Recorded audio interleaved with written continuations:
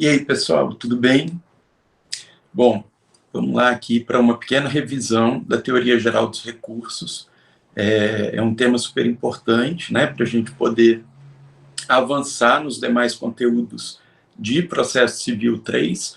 É muito importante que a gente compreenda bem essa parte de teoria geral dos recursos. A primeira ideia que eu quero trabalhar com vocês é no sentido do que é um recurso, né? A gente tem muito uma visão que não é uma visão muito correta no senso comum, no sentido de que quando alguém, por exemplo, um administrador público, toma uma determinada decisão, de que a gente vai recorrer ao judiciário, né?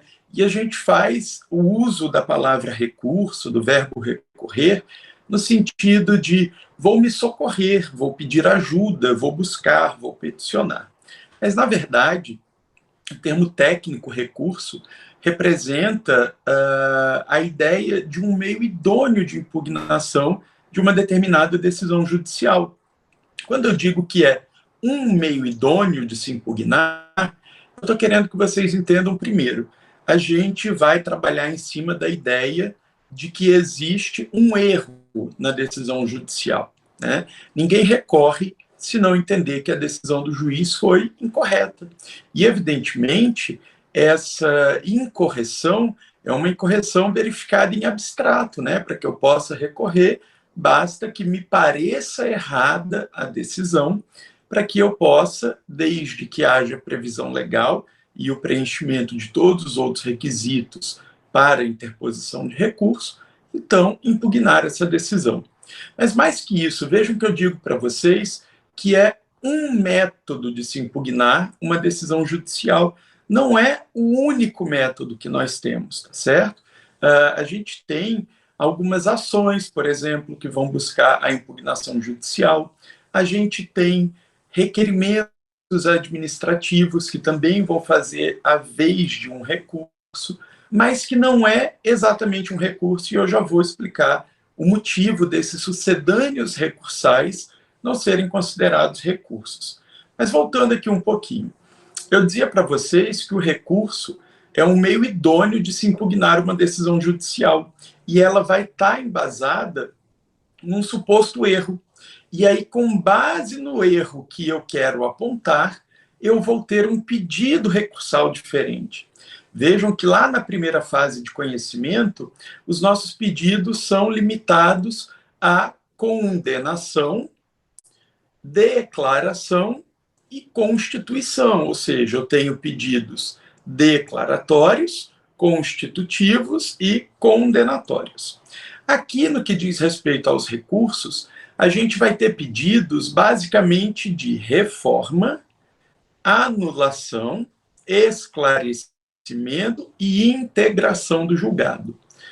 Pedido de reforma vai estar associado ao que a gente chama de error injudicando ou erro na aplicação do direito.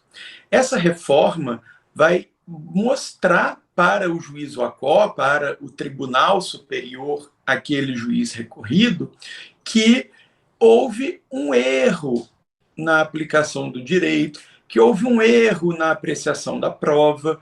Veja que a gente está falando especificamente da aplicação do direito, de como foi feita a justiça no caso concreto. Por outro lado, quando eu peço a anulação, invalidação ou cassação, cuidado, cassação com 2 S's, eu estou falando de um erro procedimental. Eu estou dizendo, por exemplo, que o juiz pulou uma fase importante do processo. Eu vou argumentar questões no sentido, por exemplo, de que o juiz cerceou a minha defesa, o juiz não promoveu uma citação válida, o juiz decidiu além do que ele poderia, né? Tudo isso, então, a gente vai poder fazer por meio de um recurso que busque a invalidação, cassação ou anulação do julgado. Também temos 2 erros, basicamente, que andam juntos, assim, porque tem uma mesma espécie de recurso, que são os erros que exigem o pedido de esclarecimento e o pedido de integração. Eu peço esclarecimento quando o juiz profere uma decisão judicial que é obscura, contraditória, omissa. Imaginem vocês, por exemplo, que o juiz, no corpo da sentença, vem fazendo toda uma fundamentação no sentido de julgar improcedentes os pedidos, de rejeitar os pedidos feitos na inicial. Porém, na hora de julgar efetivamente, lá no dispositivo, o juiz acrescenta um modelinho que ele tinha lá no seu computador, julgando procedente o pedido. Ora, a gente sabe que o que faz coisa julgada é o dispositivo. E, em sendo assim, se o dispositivo tem um erro demonstrando contrariedade com a fundamentação desenvolvida pelo juiz, eu preciso dizer para ele, Excelência, ou você julga procedente e fundamenta essa procedência, ou então, já que você vem fundamentando a improcedência, é imprescindível que Vossa Excelência faça o dispositivo correto. Eu aponto, então, uma contrariedade para que o juiz possa se corrigir. Eu tenho também a possibilidade de utilizar um recurso que tem o objetivo de integrar o julgado. Quando, por exemplo, o juiz deixa de apreciar uma questão, deixa de apreciar um pedido da defesa, deixa de apreciar uma prova bastante importante para aquele caso. Nessas situações, então, eu vou pedir que o juiz integre, eu vou pedir que o juiz analise melhor a situação dos autos, tá certo? Avançando aí um pouquinho, eu dizia para vocês que tanto recurso quanto outros métodos de impugnação vão se basear em supostos erros. A diferença básica é que o recurso não se constitui uma ação autônoma. Ele também não se constitui um requerimento administrativo, ele tem natureza, evidentemente, jurisdicional. A sua principal diferença é que ele é um prolongamento daquele procedimento que já começou. Então, olha só, pessoal, eu dizia para vocês que tanto aquelas ações, quanto os requerimentos administrativos, quanto os recursos, têm natureza de impugnação à decisão judicial, né? O objetivo é demonstrar que houve um erro do juiz. Agora, veja, a diferença básica entre recurso e os demais sucedâneos recursais é que o recurso não constitui uma ação autônoma, não constitui um requerimento administrativo. Ele é, na verdade, um prolongamento do procedimento originário. Vamos ver aqui uma telinha branca para a gente poder desenhar algumas coisinhas. Olha só. Imaginem aqui que eu tenho uma linha do tempo. O meu processo começa e o meu processo recebe uma sentença.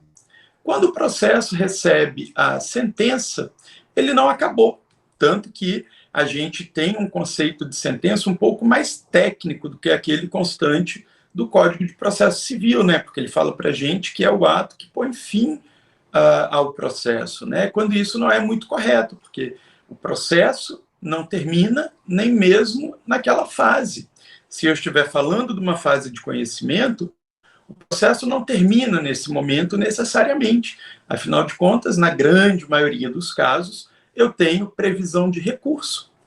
Então, apesar de ter o juiz proferido a sentença e exaurido a sua jurisdição, essa fase de conhecimento vai prolongar por meio da interposição de um recurso ou de múltiplos recursos, até que aconteça um fenômeno mágico chamado trânsito em julgado, quando já não cabem mais recursos. E aí a gente diz que houve a preclusão máxima. Vejam, então, que falar de recurso é falar de uma nova etapa do procedimento. É falar que a fase de conhecimento passa agora para uma nova etapa, uma nova fase daquele processo. E, evidentemente, como eu disse aqui para vocês, quando eu não uso as vias recursais, ou quando uso as vias recursais e elas são exauridamente julgadas, né, a gente vai ter uma preclusão máxima, a gente vai ter a formação da coisa julgada. Da mesma forma, eu posso ter preclusão de decisões interlocutórias. Por exemplo, quando eu tenho uma previsão lá no artigo 1015 do Código de Processo Civil de que contra uma determinada decisão interlocutória é cabível o recurso de agravo de instrumento. Se eu deixo passar o prazo sem interpor o recurso que a lei permite, eu vou ter, então, uma preclusão. Eu vou ter a perda do direito de praticar validamente esse ato processual. Ele exige voluntariedade. A gente não cogita de recurso de ofício. Apesar de a gente ainda ver alguma doutrina que utiliza esse termo não é nada acertado. O recurso exige necessariamente voluntariedade. O recurso de ofício, que a doutrina, vez ou outra, utiliza, é, na verdade, o reexame necessário ou remessa necessária. É uma condição de eficácia da sentença em algumas situações que a legislação entende que são necessárias análises mais profundas. É necessário que, antes de haver exigibilidade daquele julgado, haja uma nova análise. Isso vai ocorrer, basicamente, pessoal, quando a legislação entender que um grande interesse está envolvido. Por exemplo, quando a fazenda pública é condenada. Vocês vão verificar no Código de Processo Civil, vou botar o artigo bem aqui para vocês, que ele vai dizer assim, olha, a remessa necessária não ocorre sempre que a fazenda for condenada. Quando a União for condenada a mais de 1.000 salários mínimos, haverá remessa necessária. Aquela sentença só vai produzir efeito depois que o juiz de primeiro grau enviar para o Tribunal de Justiça para que ele reaprecie e só então, com base nessa decisão confirmatória ou modificativa, isso é possível, é que aquela sentença de primeiro grau vai, então, produzir efeito. Da mesma forma, a gente só vai ter remessa necessária para os estados e Distrito Federal quando eles forem condenados a mais de 500 salários mínimos, bem como esse limite é aplicável a municípios que constituem capital de estado, como é o caso de Porto Velho. E aí, municípios menores que constituam cidades do interior, o limite é um pouco menor. O limite é de 100 salários mínimos.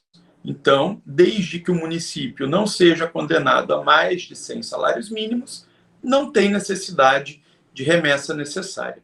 A lei prevê também algumas outras situações que impõem a remessa necessária. E aí, ao longo do curso, a gente vai vendo que hipóteses são essas. Notem ainda que esse mesmo dispositivo aqui, pessoal, vai falar assim, olha, a remessa necessária, independente do valor, vai ter dispensa quando a sentença estiver baseada em algum dos precedentes que estão aqui também, que são o que a gente chama de precedentes vinculantes, súmula vinculante, súmula do STF, do STJ, IRDR, IAC, que são, evidentemente, instrumentos que vocês ainda não têm um conhecimento muito profundo, mas que em breve a gente vai conversar a respeito. Tudo bem? Olha só, artigo 994 traz para a gente o rol de recursos previstos no Código de Processo Civil. Ele está intimamente ligado à ideia de taxatividade. Para que haja recurso, eu preciso que tenha previsão legal, tá certo? E aí aqui a gente tem a ideia mais básica disso. Esse rol, evidentemente, não é um rol exaustivo. A gente tem alguns recursos previstos em outras normas, como é o caso, por exemplo, do recurso inominado lá no juizado especial, que faz mais ou menos a mesma coisa que a apelação. A gente tem o recurso de embargos lá na execução fiscal, que faz também mais ou menos às vezes da apelação, exceto pelo fato de que é julgado pelo próprio juiz de primeiro grau, né, em um determinado limite de condenação, mas esses são os recursos mais importantes. Inclusive, esses aqui são os recursos que eu me comprometo a estudar com vocês. Então, olha só, já temos a ideia de que o recurso é uma das formas de impugnação da decisão judicial, né? E aí eu quero discutir com vocês que esses recursos têm também uma classificação. A primeira classificação dos recursos é no que diz respeito à extensão. Um recurso pode ser total ou parcial. A gente sabe que o Código de 2015 adotou a teoria da sentença por capítulos, ou seja, uma mesma sentença judicial pode se desmembrar em diversos tópicos, em diversos capítulos, que vão corresponder aos pedidos da inicial. Tanto que a gente pode dizer que aos pedidos constantes da inicial devem corresponder provimentos jurisdicionais, né? É o princípio da congruência, tá certo? Ou o princípio da correlação, pedido e provimento. Então, veja, se eu tenho 3 capítulos da sentença, não sou obrigado a recorrer de todos. Aliás, é possível que eu nem possa recorrer de todos. Vamos imaginar a seguinte situação. Eu fiz 3 pedidos. Perdi 2. Recorri dos 2. Esse meu recurso é um recurso total ou parcial? É um recurso total, minha gente. Por que é total? Porque dentre todas as minhas possibilidades recursais, eu recorri de todas. E eu só posso recorrer daquilo que eu perco. Eu não posso recorrer do que eu ganho. Então, se eu recorri de tudo que eu perdi, o meu recurso é total. Se eu recorri de uma parte do que eu perdi, o meu recurso é parcial. Notem, então, que não interessa a quantidade de pedidos que eu fiz. Nessa classificação, interessa a quantidade de sucumbência, a quantidade de perdas. Então, se eu perco 2 e recorro de 2, eu tenho um recurso total, ainda que lá na inicial eu tenha feito 3 pedidos. Tudo bem? Então, eu analiso a minha sucumbência e se eu recorri de tudo, o recurso é total. Se eu recorri de parte, o recurso é parcial. Quanto à autonomia, é importante a gente ver lá no artigo 997 do Código de Processo Civil que existem basicamente 2 espécies, né, de recurso quanto à autonomia. Eu tenho o recurso principal, também chamado de recurso autônomo, e eu tenho o recurso adesivo. 997 diz para a gente assim, olha, as partes interporão seus recursos no prazo adequado, independente do que a outra faz. Isso é o recurso autônomo. Eu interponho a minha impugnação, independente do que a outra parte fizer, no prazo alusivo ao recurso.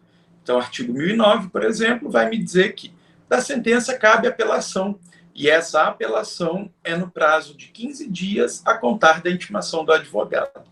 A partir do momento que o advogado é intimado, contam-se os 15 dias. Se eu interponho o meu recurso dentro desses 15 dias, eu tenho, então, um recurso principal. No entanto, também o 997 vai dizer para a gente que, em hipóteses que haja sucumbência recíproca, ou seja, ambas as partes, ambos os polos da ação ganharam e perderam, poderá haver recurso adesivo. Notem que, se eu digo que ambas as partes perderam, eu estou dizendo que ambas as partes estão, teoricamente, legitimadas e interessadas na interposição de um recurso. Mas eu posso fazer isso no meu prazo, ou eu posso fazer isso no meu prazo para resposta. Basicamente, no recurso principal, eu vou ter que qualquer parte, independente do comportamento da outra, interpõe um recurso no prazo adequado para tanto.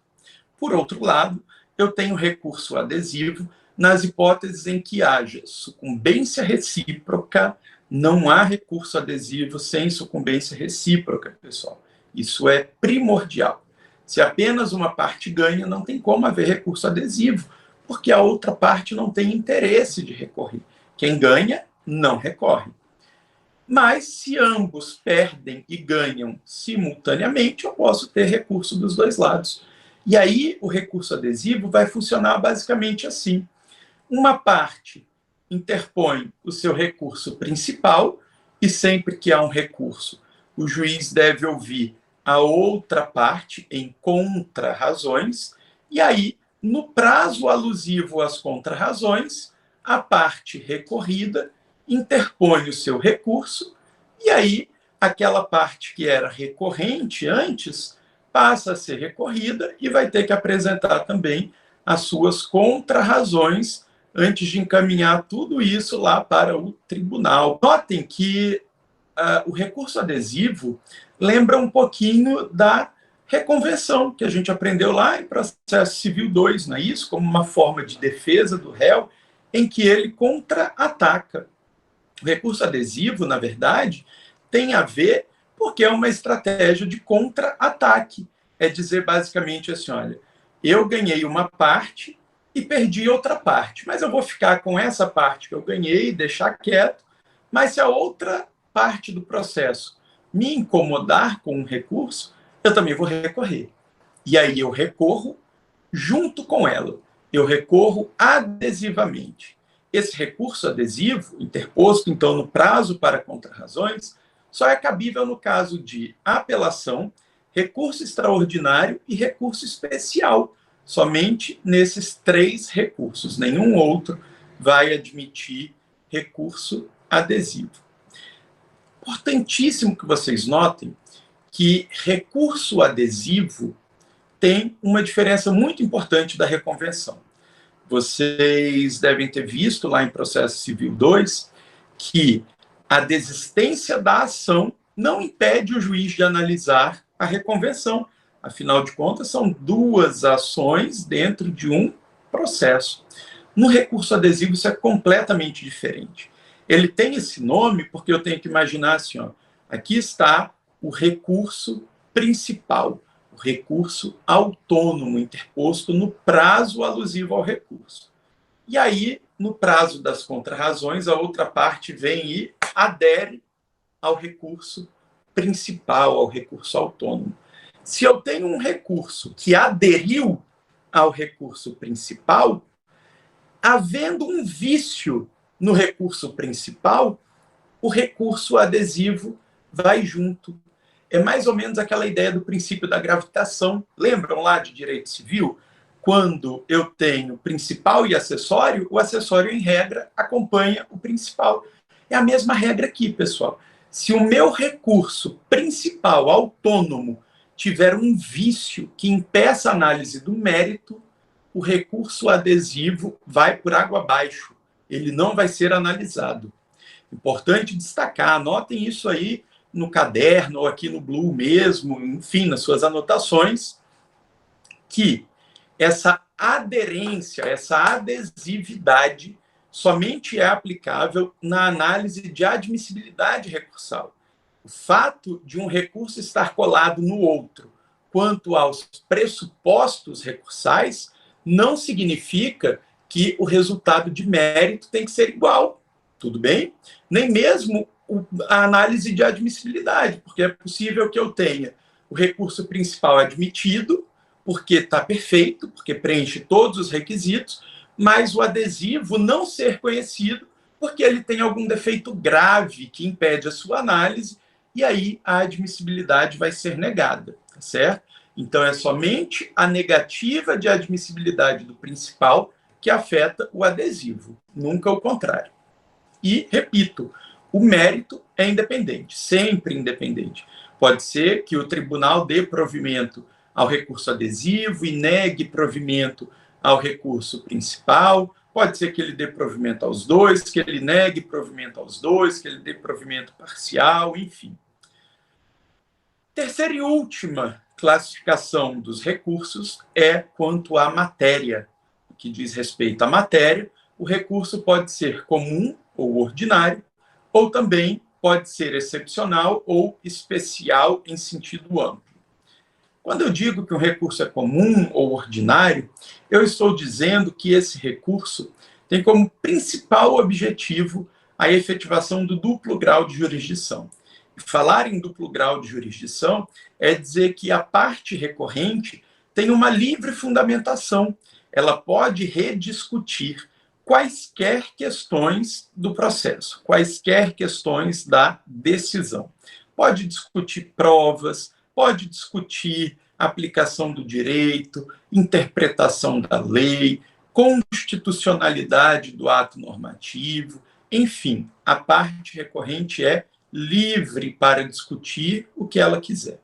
Por outro lado, quando eu penso em um recurso de natureza excepcional ou especial em sentido amplo, eu estou falando basicamente dos recursos especial e extraordinário que vão ter uma fundamentação vinculada, ou seja, as partes somente poderão discutir aquilo que está previsto no artigo 102, 3 da Constituição, referente ao recurso extraordinário, e 105, 3 também da Constituição Federal, que se refere ao recurso especial. Deem uma olhadinha nesses dispositivos e vocês vão conseguir perceber de antemão que o recurso extraordinário é basicamente para discutir constitucionalidade de ato normativo. Eu não posso, portanto, discutir provas, eu não posso discutir se a decisão foi justa. Não é isso. O objetivo do recurso extraordinário é dar a última palavra quanto à interpretação constitucional. Já o recurso especial, apesar de ser igual ao extraordinário, né, no aspecto de não possibilitar a análise de provas, ele tem a diferença de que é reservado para a interpretação da lei federal. Afinal de contas, o Superior Tribunal de Justiça, que é o competente para julgar o RESP, né, o recurso especial, ele tem a função de pacificar, de dar a última interpretação sobre a legislação federal, além de também unificar a jurisprudência nacional. Então, basicamente, o que eu vou discutir no recurso especial é como eu interpreto tal dispositivo legal federal. Ou então, qual é a tese que deve prevalecer? A do Tribunal A ou a do Tribunal B? Já que, no recurso especial, eu posso discutir também dissídio jurisprudencial. Tudo bem? Vamos fazer uma pausa, por enquanto, e aí a gente segue no próximo bloco com mais conteúdo.